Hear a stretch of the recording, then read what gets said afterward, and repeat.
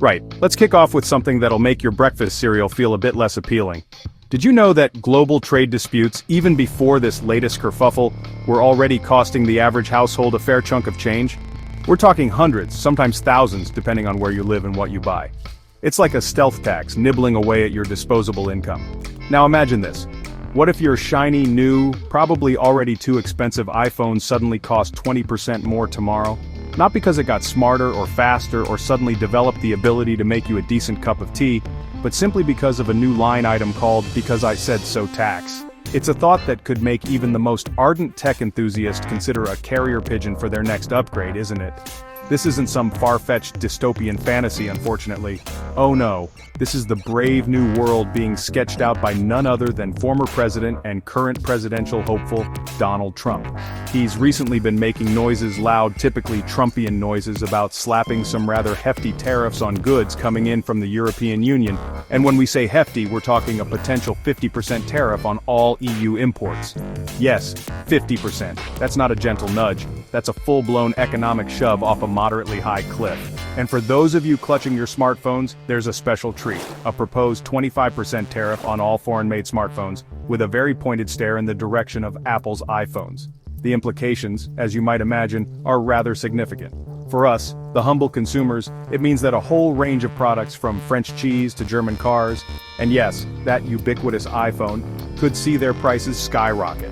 Think about your weekly shop, think about that new gadget you were saving up for. Suddenly, they're all potentially much further out of reach. It's like the global economy is about to play a very expensive game of red light, green light, only the red lights are tariffs, and they're popping up everywhere, threatening to bring everything to a screeching, wallet-emptying halt. This isn't just about numbers on a spreadsheet, it's about real-world costs hitting real-world people. And it's not just us feeling the pinch. Businesses, especially those relying on international supply chains, which, let's be honest, is most of them these days, are bracing for impact. Imagine trying to run a company where the cost of your essential components or goods can jump by a quarter, or even a half overnight. It's a recipe for chaos, for uncertainty, and for a whole lot of sleepless nights for CEOs and small business owners alike. They'll be forced to make some tough decisions, absorb the costs and watch their profits vanish, pass them on to consumers and risk losing customers, or try to reconfigure entire global operations at a moment's notice. Good luck with that last one. Let's delve a little deeper into what this tariff tantrum actually means for the average person, the you and me in this equation. If these proposed tariffs, specifically the 25% on smartphones, come into effect, analysts are already doing the grim maths. That 1,000-pound phone you were eyeing, it could leap to 1,250 pounds or even more if companies decide to add a bit extra to cover their own uncertainty. Some predictions for high-end iPhones suggest a jump from around $1,200 to potentially as high as $1,500, or in a worst-case scenario, a frankly ludicrous $3,500. At that price, your phone had better not just make calls but also cook dinner and walk the dog. It's a direct hit to your purchasing power, plain and simple. And it's not just the headline-grabbing tech. A 50% tariff on all EU imports would send a shockwave through supermarket aisles and high streets. That delightful Italian olive oil, suddenly a luxury item. Those German power tools, prepare for a price hike that could build its own extension. The European fashion you occasionally splurge on, it might just become an unaffordable dream. This isn't merely an inconvenience. For many families already struggling with the cost of living, it's another heavy burden. It means less money for essentials, less for savings, and more anxiety about making ends meet. It's a policy that promises to protect, but in reality, it could very well punish the very people it claims to serve. Now consider the businesses caught in this crossfire. Apple, for instance, is a prime target. Despite CEO Tim Cook's previous indications of shifting some iPhone production towards countries like India and Vietnam, a significant portion still relies on global manufacturing chains that would be walloped by these tariffs. The immediate reaction? Apple's shares took a tumble, dropping by about 2 to 3% following the announcement. That's investors essentially saying, Houston, we have a problem, and it's tariff-shaped. Companies will be forced to rethink their entire business models, potentially leading to scaled-back investments, hiring freezes, or even, as we'll explore, job losses. The dream of onshoring, bringing all manufacturing back to the US as Trump desires, is a monumental, if not impossible, task for complex products like smartphones. The intricate web of suppliers, specialized factories and skilled labor that has developed over decades cannot simply be replicated overnight, or even in a few years, without colossal expense and disruption. So, while the rhetoric might be about bringing jobs home, the immediate reality for businesses is a landscape of increased costs, logistical nightmares, and profound uncertainty about what the future holds. This isn't just a tweak to trade policy, it's potentially a wrecking ball aimed at established global commerce. When you start throwing around tariffs like confetti at a very bleak wedding, the economic consequences tend to ripple outwards, like a particularly nasty stomach bug in a crowded office. One of the most immediate and worrying impacts is inflation. If the cost of imported goods shoots up, and with tariffs of 25% to 50%, they most certainly will, then the overall price level in the economy is likely to follow.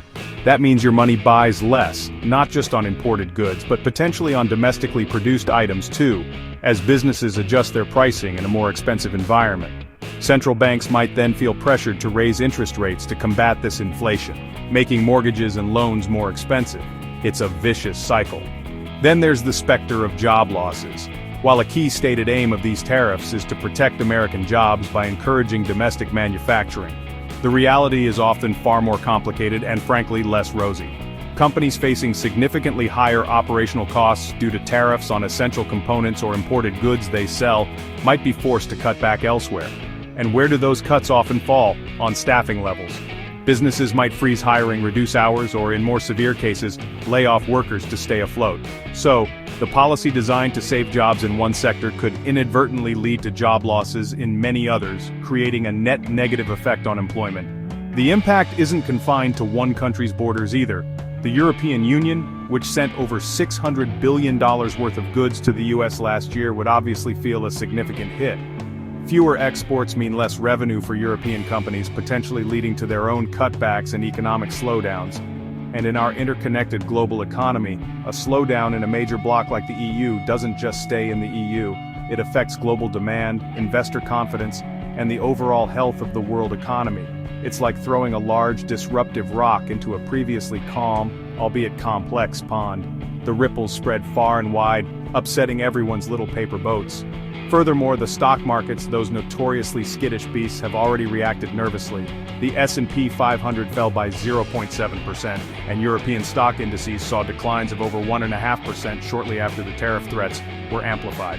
US tech stocks also took a hit.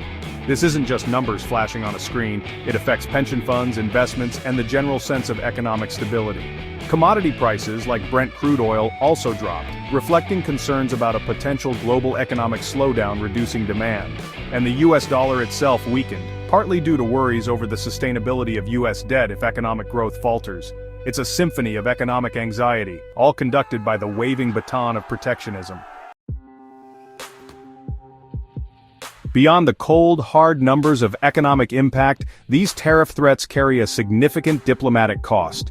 International relations, particularly with long-standing allies like those in the European Union, are built on a degree of trust, predictability, and mutual respect. Suddenly threatening to impose crippling tariffs, especially when, as Trump stated, our discussions with the EU are going nowhere, can be seen as an aggressive, unilateral move that undermines established diplomatic channels and negotiation processes. It's akin to storming out of a delicate negotiation, and then threatening to set fire to the negotiating table if you don't get your way. It doesn't exactly foster goodwill. The European Union's reaction has been predictably one of firm concern and a readiness to defend its interests. Maros Sefcovic, the EU's top trade official, has emphasized the need for mutual respect, a clear indication that they don't feel they're currently receiving it. He also stated that the EU is prepared to secure a balanced deal, but is equally ready to retaliate if these tariffs are imposed. This sets the stage for a tit-for-tat trade war, where each side imposes tariffs on the other's goods, leading to a downward spiral of escalating costs and shrinking trade. It's a scenario where ultimately almost everyone loses, and diplomatic ties become increasingly frayed. Such actions also risk portraying the United States as an unreliable and unpredictable trading partner on the global stage. If agreements can be upended and punitive measures threatened with little warning, other countries might become hesitant to enter into long-term trade deals or economic partnerships. This can isolate a nation, reducing its influence and making it harder to achieve its broader foreign policy objectives. Rebuilding that trust once lost can take years, if not decades. It's much easier to break a diplomatic teacup than it is to painstakingly glue it back together, especially when you're the one who keeps dropping it. Moreover, this aggressive stance can push allies closer to other global economic powers. If dealing with the US becomes too fraught with uncertainty and sudden policy shifts, nations might look to strengthen trade relationships elsewhere, perhaps with blocs or countries that offer a more stable and predictable environment. This could lead to a realignment of global economic partnerships, potentially diminishing the US's central role in international trade. In the grand chess game of global influence, alienating your key pieces is rarely a winning strategy. It's more like accidentally knocking your own king off the board while shouting checkmate at a confused opponent. Section 5. Deconstructing the demand Trump's tariff rationale unpacked. So what's the driving force behind these rather dramatic tariff pronouncements? According to Mr. Trump himself, a primary reason is the perceived stagnation in trade talks with the European Union. He took to his favored platform, Truth Social, to declare, "Our discussions with the EU are going nowhere." This suggests a deep frustration with the pace and direction of current negotiations, leading to a decision to employ more forceful, coercive tactics. The tariffs, in this view, are a gigantic lever designed to jolt the EU into making concessions that the US deems favorable, particularly concerning what Trump sees as unfair trade practices. A core tenet of Trump's trade philosophy has always been the protection of American jobs and industries. The proposed tariffs, especially the 25% on foreign-made smartphones, are explicitly aimed at pressuring companies like Apple to move manufacturing operations back to the United States. The argument is that by making imported goods significantly more expensive, domestic production will become more attractive, thereby creating jobs and boosting the US economy. It's a vision of a revitalized American manufacturing sector, shielded from what he considers the predatory practices of other nations and the allure of cheaper overseas labor. Furthermore, Trump has consistently accused the European Union of exploiting the United States through unfair trade practices, particularly pointing to the trade deficit in sectors like automotive and agriculture. He believes the US has been a soft touch for too long, allowing other countries to benefit at America's expense. The insistence on maintaining a 10% baseline tax in EU trade, despite EU proposals for mutual tariff reductions, underscores this belief that the current playing field is tilted against American interests. These new, much higher tariffs are presented as a necessary corrective measure, a way to rebalance the scales and ensure fair trade, albeit a definition of fair that seems heavily weighted towards one side. There's also an element of impatience and a desire for rapid, visible results. Trump indicated that the tariffs would proceed unless a significant European company investment in the US prompted a delay. This suggests a transactional approach, where immediate economic commitments can potentially forestall punitive measures. It's less about the slow, methodical process of international trade negotiation and more about applying maximum pressure to achieve quick, tangible outcomes. The message is clear. The time for talking is over, and the era of decisive, if potentially disruptive, action has begun, at least in his view of how things should operate for global commerce. Section 6. Deja vu. All over again. A quick dip into trade war history. This isn't the first time we've been to this particular rodeo. Oh no, the scent of tariff-induced anxiety is unfortunately rather familiar. These latest threats from Donald Trump are very much a continuation, or perhaps an escalation, of his broader trade war strategy that marked his previous term in office. Many will recall the significant tariffs imposed on Chinese goods, a conflict that saw billions of dollars in duties levied as he sought to address the trade imbalance and alleged intellectual property theft. While those tariffs on Chinese goods were recently reduced to 30% in an effort to facilitate ongoing negotiations, the playbook is clearly still in use. The European Union itself has been in the crosshairs before. There was a previous 20% tariff imposed on most EU goods, which had been temporarily reduced to 10%. This reduction, valid until July 8, presumably of 2024, or a recent past year as per the notes, was intended to provide a window for negotiations and a cooling-off period. However, with Trump now threatening a whopping 50% tariff, it seems that truce, if it ever truly was one, is well and truly over. It suggests a pattern apply pressure, offer a slight reprieve for talks, and then, if unsatisfied, ramp up the pressure even further. It's a negotiation tactic that keeps everyone on edge. Beyond the EU and China, there have been other trade skirmishes. Disputes with the UK, Canada, Mexico, and other nations have flared up at various points, often involving specific industries like steel, aluminium, or agricultural products. These actions have consistently been framed by Trump as necessary to protect American interests and level the global playing field. However, they have also consistently drawn criticism from economists who warn about the negative consequences of protectionism, including higher consumer prices, retaliatory tariffs, and damage to international relations. It's a recurring drama with a familiar script, though the stakes seem to get higher with each performance. The historical context is crucial because it shows that these are not isolated incidents, but rather part of a consistent worldview on trade. This worldview prioritizes bilateral deals over multilateral agreements, sees trade deficits as a sign of weakness or exploitation, and is willing to use tariffs as a primary tool to achieve its objectives. Understanding this history helps to contextualize the current threats against the EU and iPhones, suggesting that they are not merely negotiating bluffs, but could very well be implemented if demands are not met, regardless of the potential economic fallout that many experts predict from such significant interventions. Section 7. Brussels bristles and Cupertino cringes. The international response. Understandably, the European Union hasn't exactly rolled out the welcome mat for these tariff threats.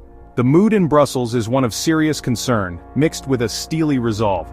Maroš Šefčovič, the EU's Vice President for Interinstitutional Relations and Foresight, and the man currently steering the EU's trade response, has been clear.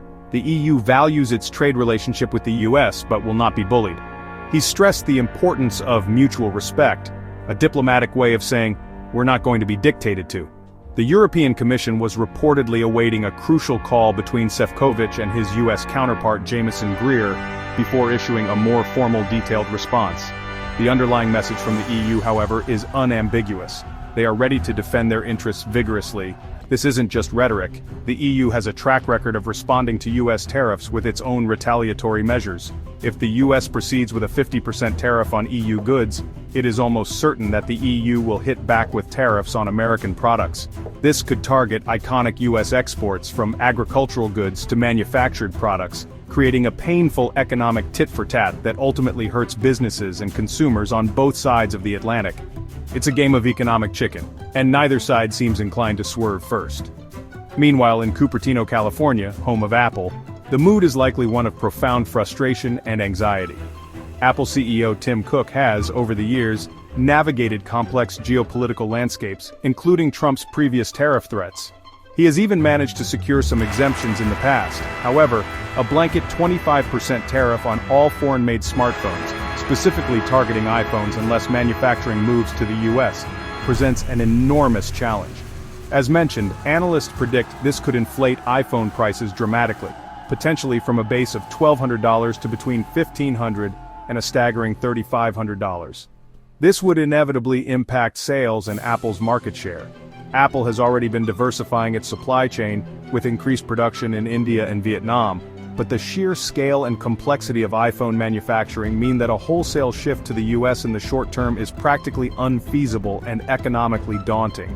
The immediate market reaction saw Apple shares dip, reflecting investor unease.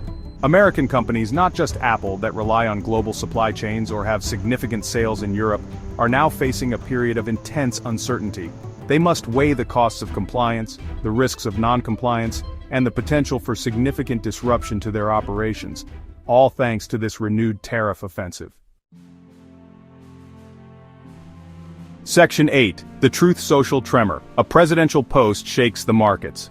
Every so often, a single statement can act as a seismic charge, sending tremors through the foundations of global markets and international relations. In this instance, a key pivotal moment was Donald Trump's definitive pronouncements delivered via his Truth Social platform.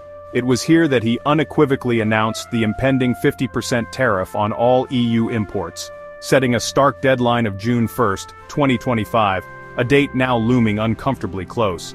This wasn't a vague threat hinted at in a rally. This was a specific, time-bound declaration that left little room for ambiguity and immediately heightened tensions. Adding fuel to this particular fire was his direct targeting of Apple and the broader smartphone market. The ultimatum was clear: move manufacturing to the US, or face a punishing 25% tariff on your flagship products. This specific demand, naming a globally recognized company and a hugely popular consumer product, transformed a general trade dispute into something far more tangible and alarming for the average citizen and investor alike. It was a clear signal that no sector, however large or iconic, was immune from this aggressive trade posture, turning a policy debate into a direct corporate challenge. The impact of these social media declarations was immediate and far-reaching. As we've touched upon, stock markets on both sides of the Atlantic registered declines. The S&P 500, European indices, and particularly US tech stocks, including Apple, all felt the chill. This wasn't just a case of jittery investors. It was a rational response to a significantly increased risk of a trade war that could derail economic recovery and squeeze corporate profits. The suddenness and perceived arbitrariness of the announcement, delivered outside traditional diplomatic or governmental channels, only amplified the sense of instability and unpredictability in global trade. This Truth Social post, therefore, marked a significant escalation. It moved the discussion from the realm of ongoing, albeit stalled, negotiations to the brink of direct economic confrontation. It demonstrated a willingness to bypass conventional processes and to use public declarations as a tool of international pressure. For businesses, for governments, and for consumers, it was a stark reminder of how quickly the landscape can change, and how profoundly the pronouncements of a single individual can impact the intricate machinery of the global economy. It was, in essence, the moment the hypothetical became alarmingly real. Section 9. The Tariff Tightrope Balancing Acts and Future Fallout.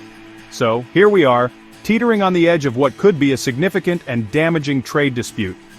To recap, we're looking at potential 50% tariffs on all EU imports, and a 25% tariff on foreign-made smartphones, including the beloved iPhone, all threatened by Donald Trump and slated to kick in practically any day now, June 1st, 2025, to be precise. The stated reasons range from stalled trade talks with the EU and a desire to protect American jobs, to accusations of unfair trade practices and a push to onshore manufacturing. It's a complex web of economic nationalism and high-stakes brinkmanship. The broader implications, as we've explored, are frankly enormous. For consumers, it means the very real prospect of significantly higher prices on a vast array of goods, from your morning coffee, if the beans pass through Europe, to your next car and certainly your next phone. For businesses, it's a maelstrom of uncertainty, threatening supply chains, profit margins, and potentially leading to job losses as companies struggle to absorb or pass on these new, hefty costs. The ripple effects could dampen economic growth, fuel inflation, and strain international relations with some of America's closest and most significant trading partners. It's less of a surgical strike and more of a B-52 carpet bombing of the global trade system. The international response has been one of deep concern and a clear indication from the EU that they will not stand idly by. The threat of retaliatory tariffs is very real, which could escalate this into a full-blown trade war, a scenario where there are few, if any, winners. Companies like Apple find themselves in a particularly difficult position, caught between political pressures and the economic realities of globalized manufacturing. The pivotal moment, Trump's blunt announcement on Truth Social, served to crystallize these threats, moving them from the abstract to the uncomfortably concrete, and markets reacted accordingly with a collective nervous shudder. What happens next is, to put it mildly, uncertain. Will a last-minute deal be struck? Will the tariffs be implemented as threatened, triggering a cycle of retaliation? Or will there be a partial implementation, a delay, or some other unforeseen development? It's a high-wire act with potentially severe consequences for the global economy. So what are your thoughts on all this? Are these tariffs a necessary evil to protect domestic industries, or a reckless gamble that will harm us all? Do let us know in the comments. And for more on the fascinating and often terrifying world of international trade, do check out our related content right over here. Stay informed, folks. It's going to be a bumpy ride.